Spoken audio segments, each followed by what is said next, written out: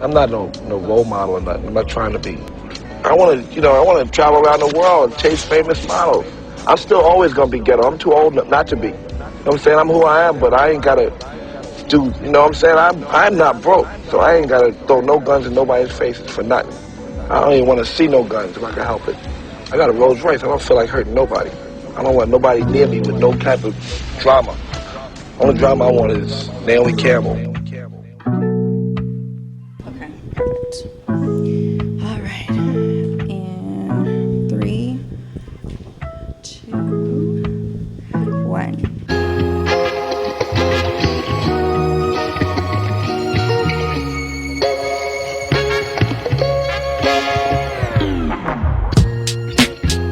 Hey guys, welcome back to another episode of Single on the Rocks, Season 2, Episode 1, and I am joined with a special guest, Vinnie. What's up? Season 2, Episode 1, that's big. Congrats. Season 2, Episode 1. Thank you for being here. Thank you for being my first guest. Oh, well, it's a pleasure. I'm honored. Happy New Year. Happy New Year indeed. It was a great New Year. How was your New Year's? It was great. We had a great show. We do a show in downtown Plano every last Wednesdays of the month. Okay. At the Fillmore Pub. It's a free show. Oh, nice. And we've been doing that for about 2 years now, and it's like the best indie show in the city. Really? Probably had like 150 people there. It was like standing room only. No way. It feels like a comedy club. Like we turn it into a comedy club, basically. And we get comics from like Netflix, from like HBO, from Comedy Central there. Hey, so that's dope. The New Year's one was rocking. And I wasn't sure how it was going to go because I'd say like the last 9 years I've done New Year's at a comedy club, like a proper comedy club. Yeah. And it's not ideal because people are just drunk and you're just like babysitting. So I didn't know how this one was going to be, but it ended up being cool. really, It was a good crowd. really good. Yeah. It was a good crowd. That's what's up. Yeah. That actually sounds pretty fun. What did I do New Year's? I just hung out with like friends and stuff. Very low key, very chill, nothing crazy. Resolutions? Are you a resolutions girl? Or? Oh, always. Well, yeah, not more of just like affirmations. Like I'm just gonna put it out there and try to bring the good energy. Right. And Vision board? Do you go vision board? I got the vision board on the laptop. Oh, okay. I'm not like I'm gonna cut everything out type of girl. Okay. Like I'm just gonna save it. You got a Pinterest page with some likes. So yeah. Yeah. And like that's cool. Yes. Yeah, I got you. That's a good goal. You know what I mean? Like that looks like I could do it. Yeah. In a year. If not, save it. Yeah. Maybe it's long term. Maybe it's a 5-year goal. There you go. 5-year goal. Thank you for coming. I appreciate it. Coming out here and filming with me. But yeah, I just kind of want to jump in, get to know you because I don't know you. So I did a little research. But not a whole lot because I genuinely just want to kind of like know and, be surprised. I don't know. You know what I mean? I'm an open book. There you go. There you go. So my first question would be, you're originally from New York? No, I'm from Houston. You're from Houston? Yeah, I'm a Houston kid. Okay. Well, I thought I heard you were from New York. Nah, I don't know who told you that. You're getting bad information. No, I saw it on one of your stand-ups. I thought I saw it on one of your stand-ups. Oh, okay. Yeah, I don't know. Okay, I don't know who put that out there. But no, I'm Houston. I'm diehard. I was in Houston yesterday for the Texans game. I saw that. How was it? Oh, it was great. That place was rocking. Did they win? They won like 32-12. Yeah. They won. It was nice. a beatdown. Well, that's always good when they win and you because it looked like you had some good seats. I know. Well, my dad, he's been like a season ticket holder since like they started. So for he hasn't missed like a home game in like 20 years. Oh, so like I'll try to go to like 1 or 2 a year to like hang out with him. Yeah. And if it's a playoff game, it's like a different environment. That, it's so good. But you're right, because if you spend all that money and you go out and your team loses, it's just agony. I'd be fucking pissed. Because you just spent all that time getting there. You paid crazy money. Yeah. And your team lost. Exactly. I was 1 year, I wanted to like get all my family together, go watch the Cowboys play.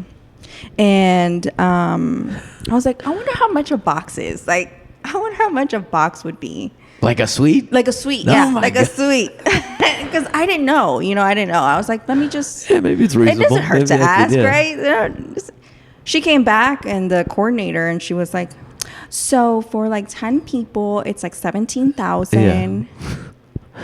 I said, y'all got $17,000 to spend on a game. It was crazy. And I was like, and she kept hitting me up, and I was like, no, I think I'm going to pass. I think I'm going to watch it from home. Right. That's a power move, though. I think Twin Peaks is where it's at, you know?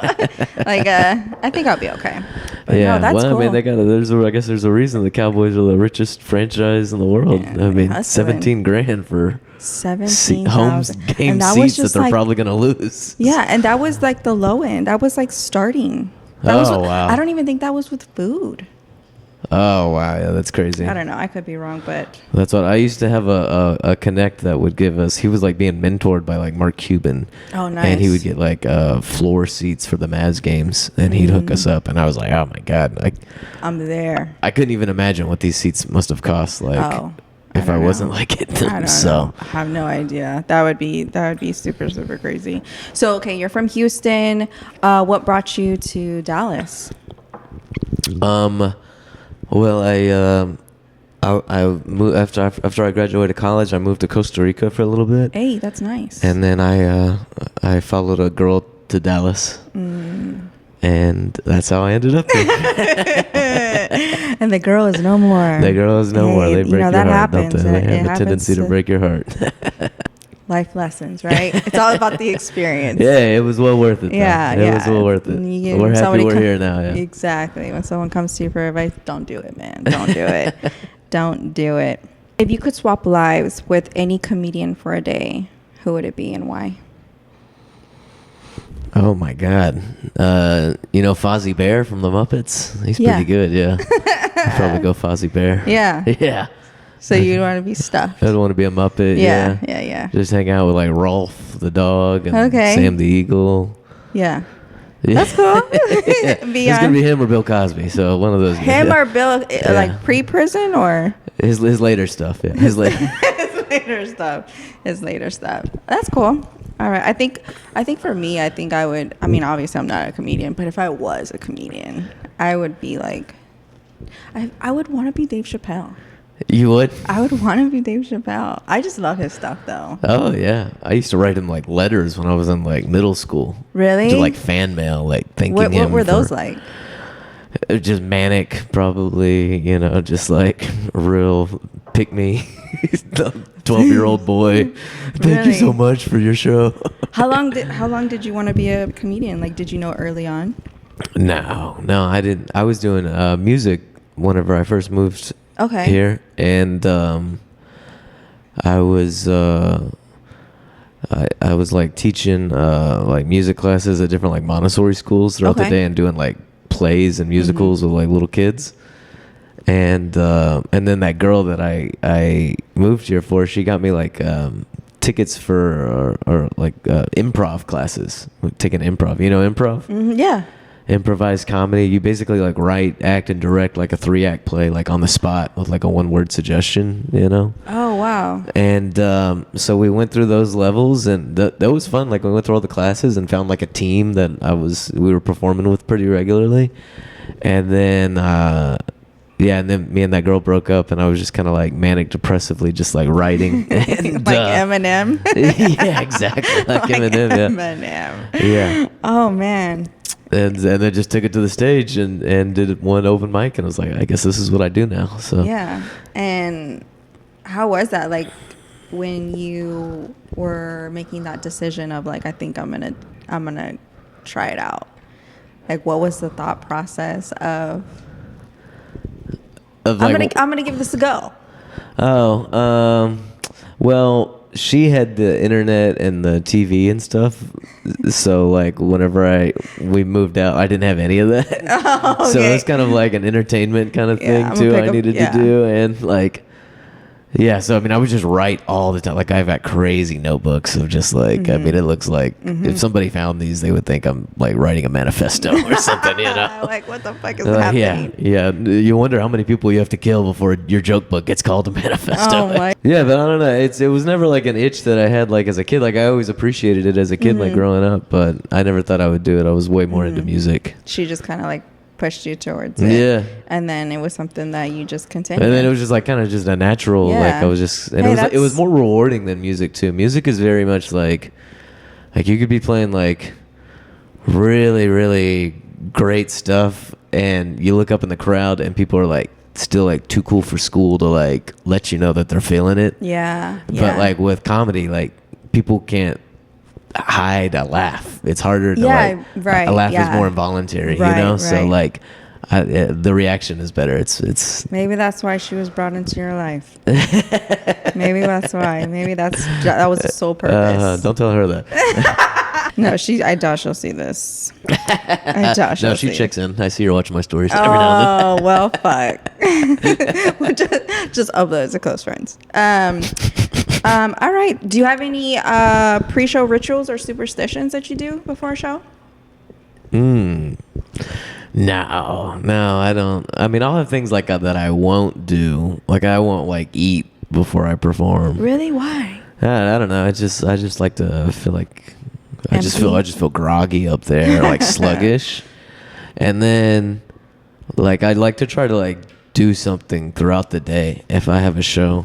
Because I notice like if I'm like waiting around all day and then have to go do it at night, it's just like not ideal. You know, I'm not in a good headspace, so I gotta stay active throughout the day and keep my mind. Kind of like a, I guess like a ritual. Yeah. Like I gotta make sure I do something, whether it's like play basketball or get your head right. Yeah, exactly. Yeah, I can't just do nothing and then go perform and still have it be like my best show.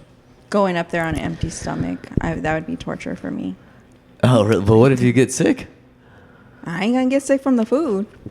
Well, the nerves. What if things aren't going well and you throw up because of how bad you're doing? You know, I don't know. I'd probably like hit my pin or something. On stage? That's a power move. That's a Dave Chappelle move right there. I mean, I would. And then like a slap of the microphone on the knee, just... But not overdo it. I feel like he overdoes it just a little bit. He does it so much. He overdoes it just a little bit. It's almost like a laugh track, like when you watch like you know sitcoms, like The Big Bang Theory. And there's like they're telling you when to laugh. I'm like, I feel like when he does it, it's almost like it's just like a natural reaction to do it after a joke that makes him like he's laughing at his own joke. And I feel like when he does it, it's just like a natural thing, like on to the next. Right, like a tick almost. Did you ever watch the show Doug growing up? Doug, it was the cartoon. Yeah. Yes, I did watch Doug. The bad guy there, Roger Klotz, the green guy. He did something to Doug once, and he was like the bully, right? And he started like he called Doug a name, and he was laughing at it. And Doug was like, Roger, if you were really funny, you wouldn't have to laugh at your own jokes. And I remember seeing that as a kid, and I was like, oh man, that stuck with me. Like, don't laugh at your own jokes. Wow. Doug said so. So that makes me feel like all the times I've ever laughed at myself, it was just like not funny at all. Damn. Maybe you're just so funny you crack yourself up. There's the other end of the spectrum, that meme right? when you're like, you're looking back at your own jokes or you're texting and then you start laughing at the text. Oh yeah. And it's like, man, I'm funny. And it's like, now that kind of makes me think. I mean, when I go back and look at like old material and old jokes, sometimes I'll be like, gold. Yeah, exactly. Well, why did I give up on that? That's incredible. Sometimes you'll find those little nuggets. I know, but the key is you got to write it down though. That's the key. So I'll be like scrolling from things from like 4 years ago, and it's just like. Do you think that like the music part of you, kind of helped transition into the whole like writing with the comedy and everything like that? No, because I was playing drums. I wasn't like, I'm not like a poet or anything. Okay. You know. I thought you were like doing these fucking extravagant lines of like. No, I'm not. Yeah, waxing poetry. Catch you in summer. I'm doing a lot of that. You know. Now the only takeaway like from music to stand up would be like. You learn about like kind of like tension and resolve. Mm-hmm. So you know, like in music, you just want to build tension, right. And then it gets back to the one chord, and it like it feels like it's back. You know, it's resolved. Same thing with stand up. Like you have a premise, and people are like, "Oh my god, what the hell is he gonna say?" Like, "Oh, where's he going with this?" And it's just tension. Yeah, and then you have the punchline, and they're like, "Oh, thank God." Well, it's an art too. It's not like no, it is. I do feel like it's a type of art. It's a craft, maybe, but it's not an art. I mean, craft and art, arts and crafts. Art, because people think it's like art is like subjective, and I don't think comedy is subjective. I think it's very objective. I think if you go into a room, people are either laughing or they're not. It's very simple. So like it's objective. Like you might not think that person on stage is funny, but if the whole room is laughing, guess what? They're funny right now. Yeah, like, right. Whether or not you think so or not. Like, but it when you do your jokes, do you think that because I feel like it's when I say art, it's a way of like when you say the joke and you lay it out, it's all about timing and stuff like that. You're almost like seducing the crowd in a way. Do you feel like, is that too deep? No, I do seduce the crowd. You're absolutely right. Seduce it, man. I do. Seduce it. You're right on the money. If it's going well, then you've like created an energy that's like you're creating the wave that you're riding right now. You know, the climax. Exactly. Oh wow! Look at you waxing poetic. Okay, now. like maybe I missed my calling. But I've heard Chappelle describe like seeing other people do comedy like that. Like they're like, oh, it's like a girl that somebody else is fucking, and the whole time you're like, I could be fucking her better. Like I should be up there right now. Yeah, I could be fucking her way better than this guy's fucking her right now. Yeah.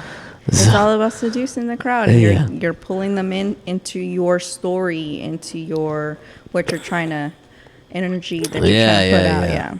Yeah, and you want to be, and even if you're not funny, like sometimes like being captivating will just like kind of save you or help you. Yeah, you know, for sure. People are on their edge, like what what's he gonna say next? Yeah, because I definitely feel like sometimes when a comedian can walk out and it's like I don't know, like you've never heard of them. It's like I don't know, and like the first couple of jokes are like all right, but he's like building it up, and then all of a sudden, boom, like.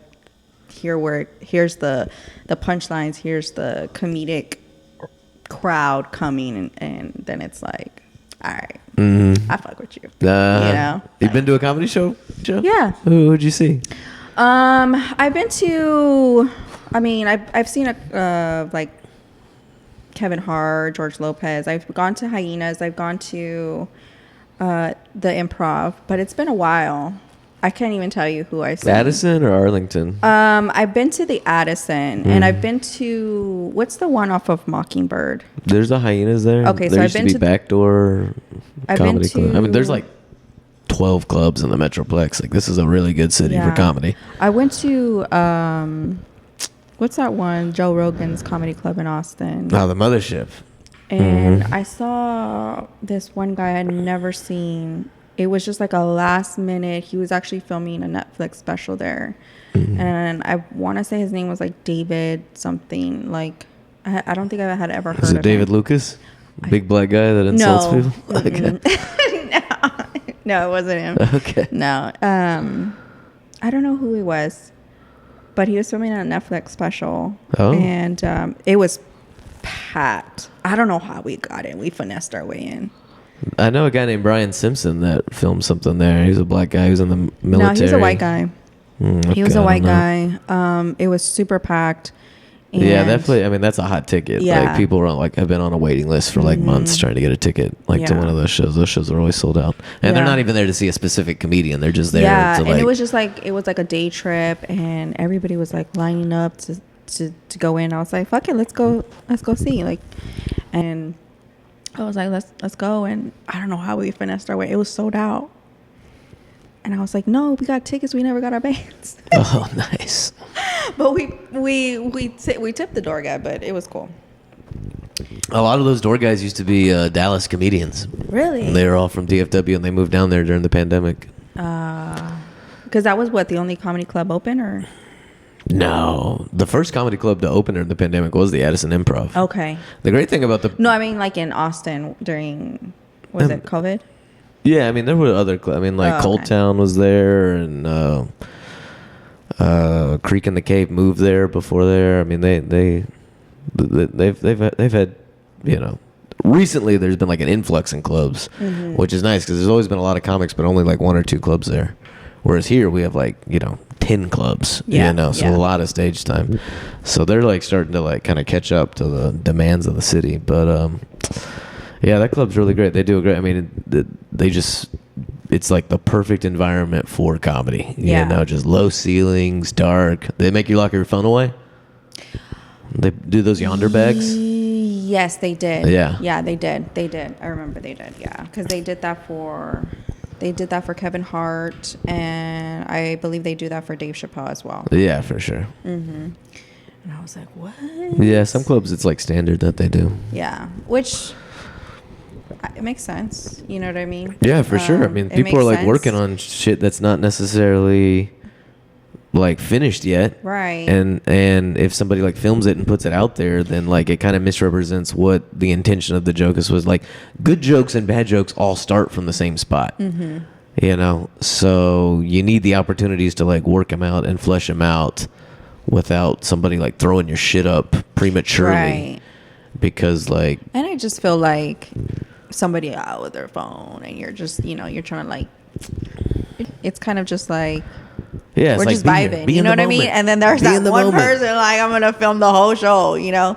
So no, I'm cool with that. Have you ever experienced someone in the audience heckling? If so, how did you handle it? Yeah, heckling is pretty standard. Really? I don't think I've ever gone to a show where it was like bad though. Bad? Like somebody heckling bad? Yeah, like where they had to like come and take them out. Oh, I've been in several. Really? Yeah. I've had somebody charge me on stage. I've had like, even recently, like because of the joke or? Yeah. What was at the New Year's show, I was doing these jokes about. I was basically making fun of Republicans, and the joke was like, I don't mean to castigate any Republicans, and if there are any Republicans in here, to castigate means to scold or to, you know, to rebuke. Yeah. And the joke is about how fucking stupid they are. Yeah, yeah, exactly. Yeah. And so they like there was like this group of 4 that like they left, and I don't know how vulgar we can get on this. No, it's fine. Okay. As they were walking out, they yelled out, "Fat." And people were like, what the hell? And I was serious? Like, I was like, it's always these conservative snowflakes that talk about these like liberal cucks that can't take a joke and other sides, but they can't take a single joke. So this guy, he like gets all like pissy and he goes out, and I'm like running the show, right? And so like I walk out and I'm looking for the next comic, and he has like this "Make America Great Again" beanie that he just puts on, and he just like keeps on. He's just like looking at me, and then I'm like talking to some comics, and like I think he senses that we're like looking at him and making fun of him. He probably a couple of times. Yeah. And I went back inside. I came back out, and he like took the thing off.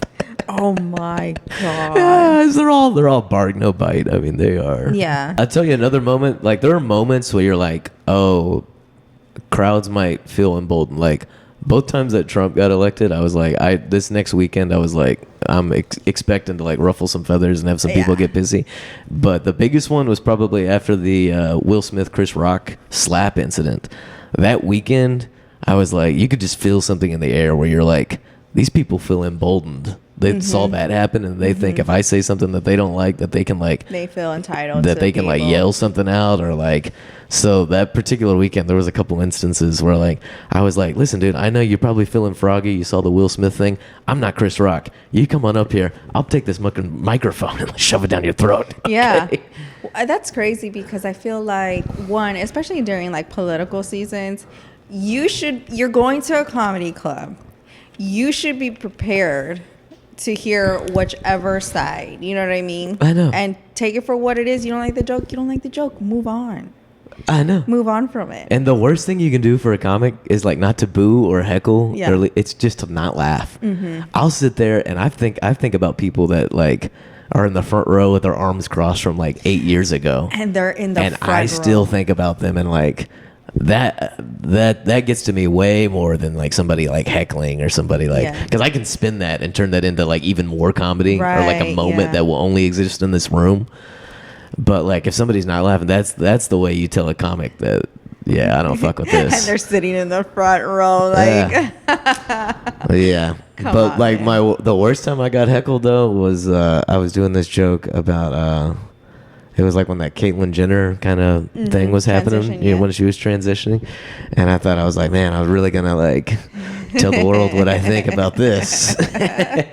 And the joke was designed to be like, so the first like 99% of it was just like ignorant and bigoted and like hateful. But the last 1% like turned it on its head and like exposed it for like the hypocrisy that it was. Yeah.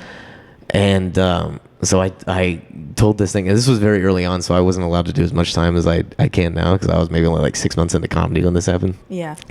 I was doing this set, and I got the light, which means it's time to like wrap it up, like it's time to get off. And I'm like, oh, I still have a lot left of this joke. And so I'm like trying to rush it, and then I get the double light where it's shaking, where that's like, we're about to cut your cord. Damn. Right? And so finally, like the host is right there. I'm like, I have to get off. So I'm not allowed to finish this joke. So I basically deliver a hate speech for like 4 minutes and like 58 seconds, whatever. Little did I know at that time, this was at a club called Backdoor, which was in the Doubletree Hotel. In a conference room at the Doubletree Hotel that same weekend was the 3rd annual Dallas Black Trans Gala that was happening. So there was a good chunk of the audience that was trans that I did not know.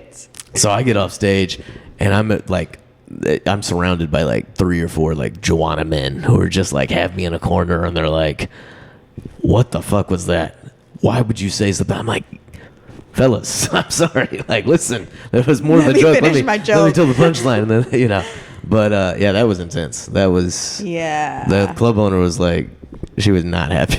Oh man. Yeah, I had to get like security to like escort me out of the hotel. Oh, shit, man. Did you ever reuse that joke and actually? Haven't told it since. You said the joke died in that club. I haven't told it. Yeah. Hey, you guys remember Caitlyn Jenner from 9 years ago?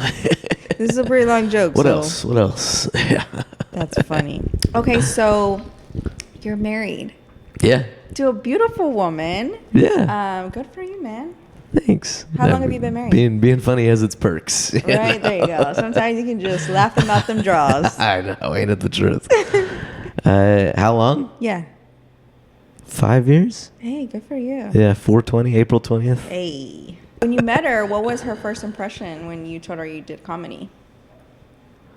Like what did she think? Mm-hmm. She thought it was cool, but I don't think she like fully understood how much of my life is devoted to it. Yeah. You know? So like I really had to like frame like things like right from the get-go, like, listen, we're not going to spend as much time together as you may want sometimes. Yeah. The time we do spend together, I'll make sure it's worth it, but like there's this other thing like I have to go do. Like if I cannot not do it and still be myself. Right. So like I have to go like, you know, do this, which luckily she's like very, very cool and like understanding of the whole thing and is very supportive. And so she's on board with the whole thing. But like, I mean, I see a lot of comics who like they'll get in a relationship and I never see them do comedy again, you know? Oh, really? Yeah, just because it's like that they've decided this is my life now. I do this. Or I'm like, I always treated comedy as like a harsh mistress. Yeah. You know, she's like, she can be very good to you, but she can also be really, really, really bad to you too. And demanding. Yes, yeah, but yeah. Well, that's good. Yeah, definitely having that open line of communication of just like what to expect, and just really portraying it that way, and also being able to communicate what it is. And then also on the flip end, she was totally supportive of it, and then being able to. Does she travel with you whenever you? Yeah, sometimes. Yeah. Oh, that's cool. Yeah, for sure. Like, how does she feel? How do you balance like your personal life and then just like other, like, how does she feel about being in your material? Well, I mean, if the jokes are paying the bills, I mean, there's really not much you can say about it, sweetheart. I mean, is there like a boundary on what you can expose and like?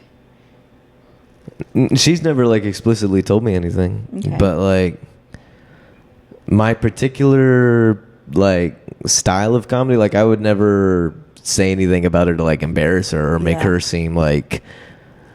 You know, like a lot of like married comics, they'll do like the whole my ball and chain kind of shtick with the wife, and it's like that's not how I want her portrayed on stage at all. Yeah. So now she's no barriers, no that's restrictions. Cool. Well, yeah, I'm pretty sure like she trusts you with that judgment of like not taking it down that road. Yeah, but I'm not really like necessarily like a super like dirty comic anyway either. Like my home club is like Backdoor, which kind of prides itself on being like the one clean club in town. Okay. Which is great because like you get way more corporate work when you can work clean. Yeah. And it's just nice to like work that muscle. Like it makes you a better writer ultimately, I think. So like, but because of that, I never like drift into like like kind of explicit material stuff so much. I have jokes like sometimes like if I'm doing like a bar show or something and you just read the audience and you're like, oh, they want it dirty, like they're only going to respond to dirty jokes, right? Then like for sure I probably have a well of dirty jokes I can pull from, but you dip in that journal. Exactly, but you're like, you know what, let me pull this bad boy out. What's the strangest thing you Googled recently?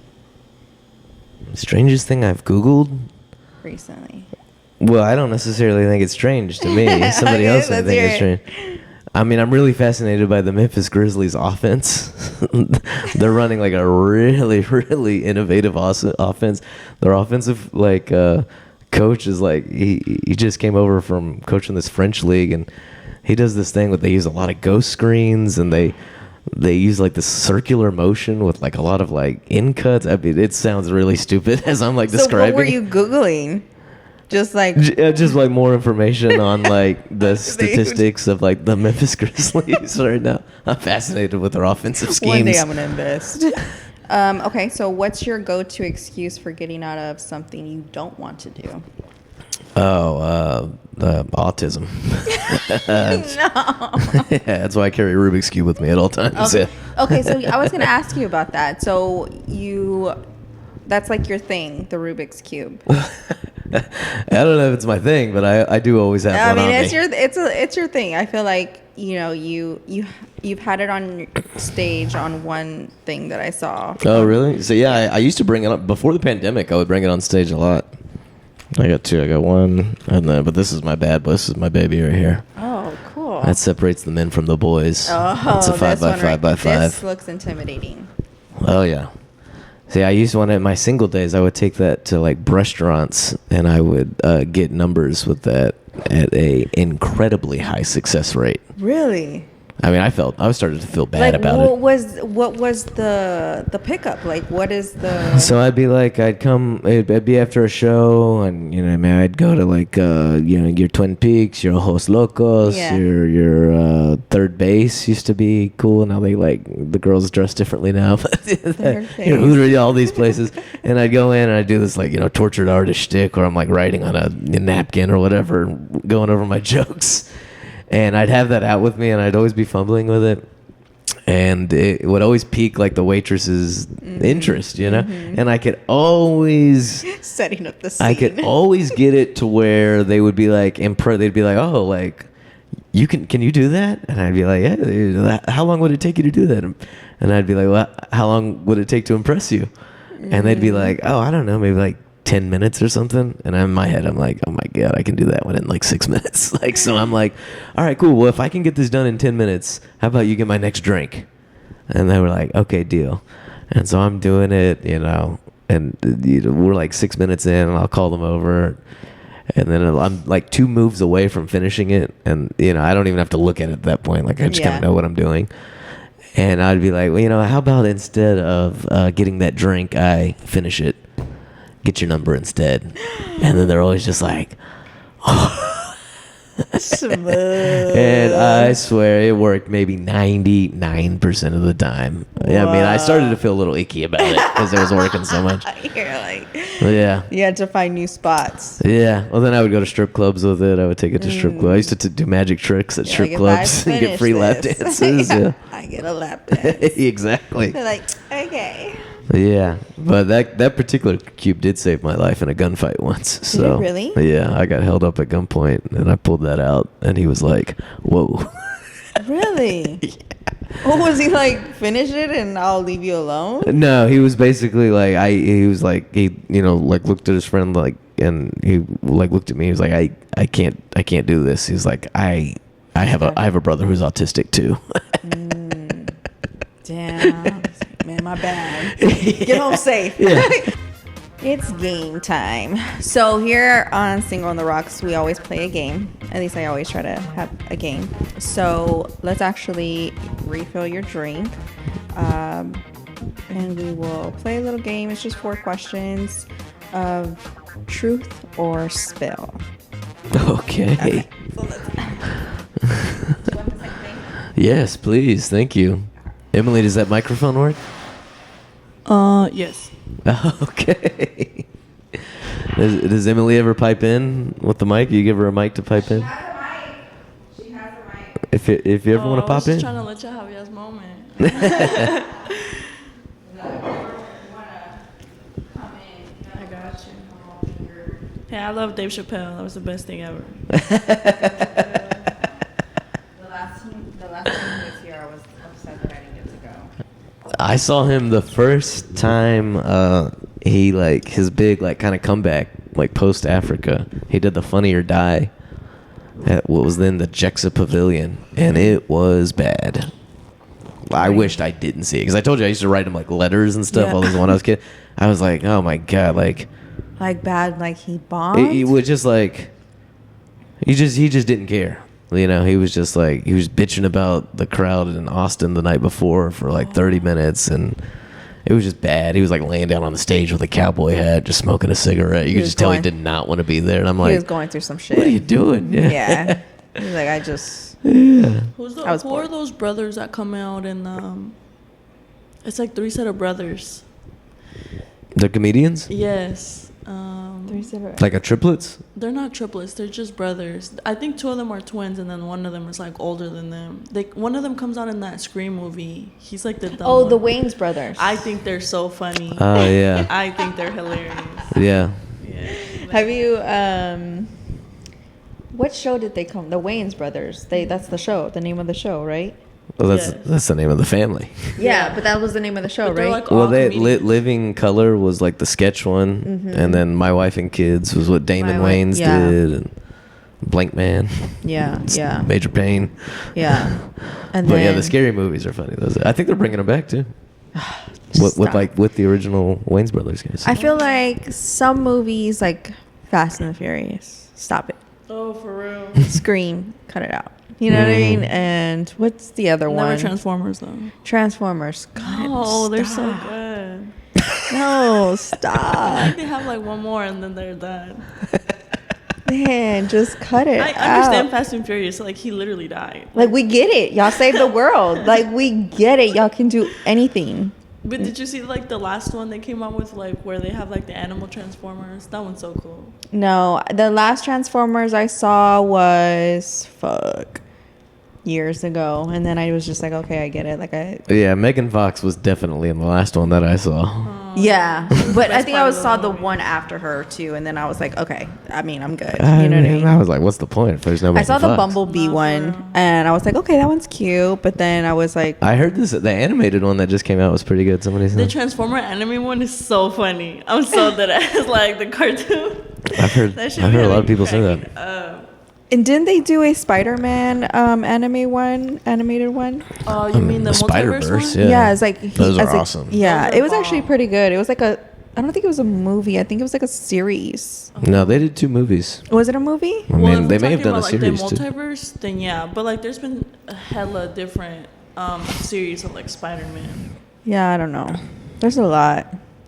And George Lopez. I know he's controversial, but I grew up with him. Is he controversial? Did you know what he did to his wife? She gave him his kidney and then he cheated on her and left.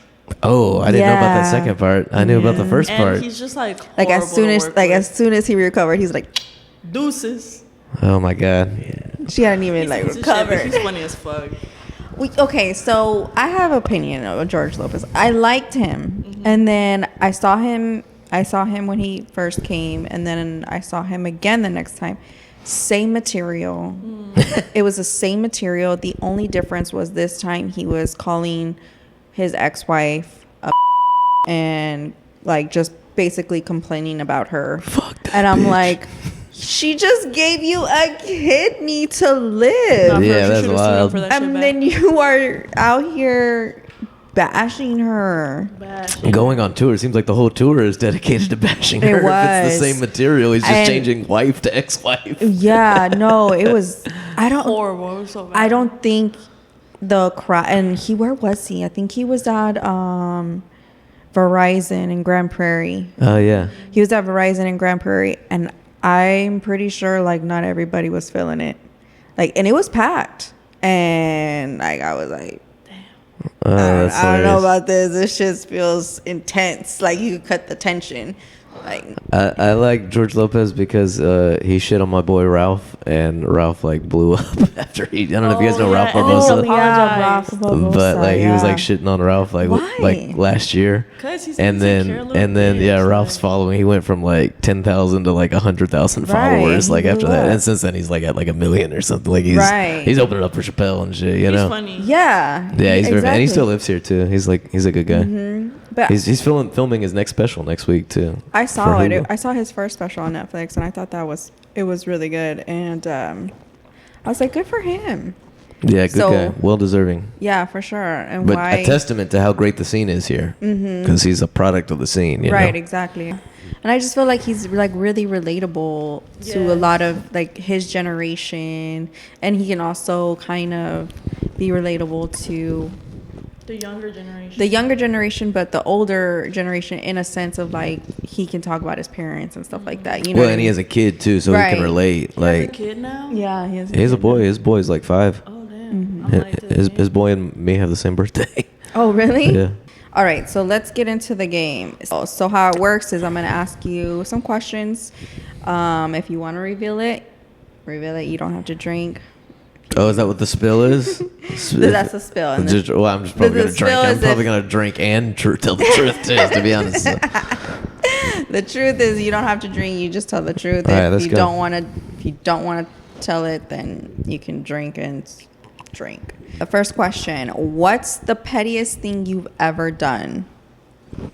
I had an ex-girlfriend who kicked me out. She had 2 cats, and the last thing I did before I left was I filled her cat's litter box up with Pop Rocks. Oh, that's insane. So I have a very quick answer for that one. I can tell you that one off the top of my head. Did you have to like individually like rip every... A lot of Pop Rocks, yeah. Dang, a lot that's of Pop Rocks. Right there. Oh my god! You should have just thrown in some mashed potato powder in there, so when they pissed, it would have been like crazy. That's diabolical over there. Oh my god! You're gonna be petty. Note to self: do not fuck with Emily. That was off the top of the dome, like she said. Shit, put some mashed potatoes in it. I know who to call if I ever need some shit like that. Yeah, what's your worst drunk text story?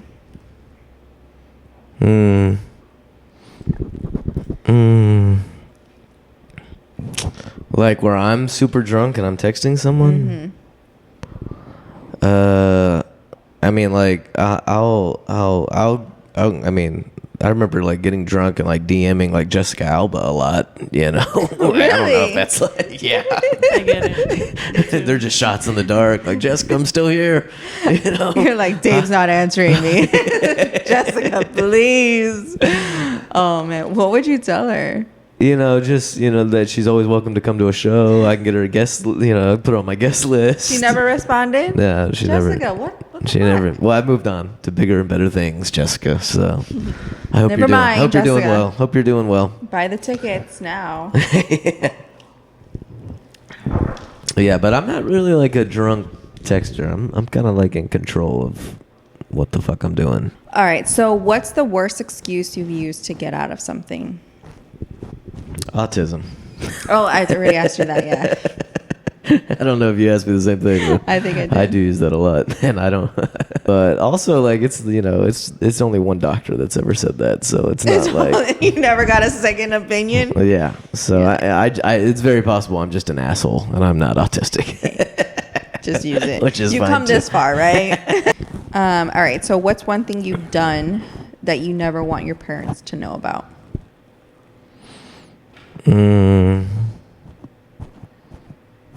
I don't know. I'm pretty open with my parents. Like, they know about times getting involved with the law or like psychedelic experiences. Or What was that like? What? telling them about your psychedelic experiences? I mean, they weren't like shocked necessarily. Yeah, I mean, I think they were just kind of curious, and I was just like, yeah, I like acid. Really? I love acid. Hey, Emily gets it. I don't get it. One time I was on acid watching Mordecai and Rigby. Crazy. So what does it feel like when you're on acid? It just feels like you're watching things in 4D. I don't know if that makes sense. That shit would hurt my stomach. Like, not crazy. Like, it doesn't feel like you're out of this world type shit. But it just feels like everything is so enhanced. You're like, whoa, I never would have noticed that detail if I was sober. Really? Yeah.